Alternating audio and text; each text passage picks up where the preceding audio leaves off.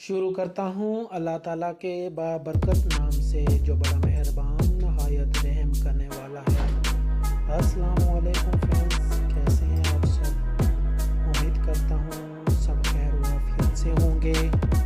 मैं हूँ अबरार और आपको अपने चैनल अबरार जनवाला में खुश आमदीद कहता हूँ। आज हम जानेंगे हानिया नाम का मतलब, लकी नंबर, लकी दिन, लकी पत्थर और बहुत सी दिलचस्प मालूमात।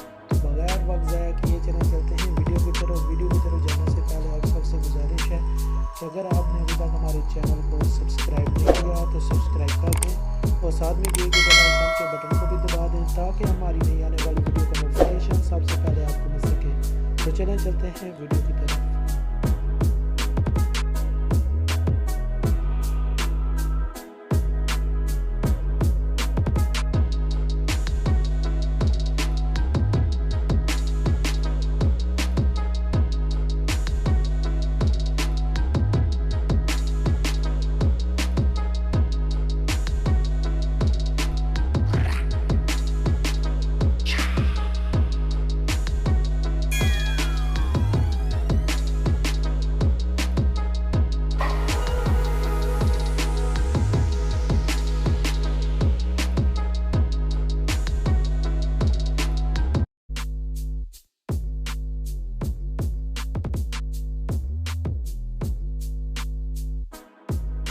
जी तो फ्रेंड्स, उम्मीद करता हूँ आपको हमारी ये वीडियो पसंद आई होगी।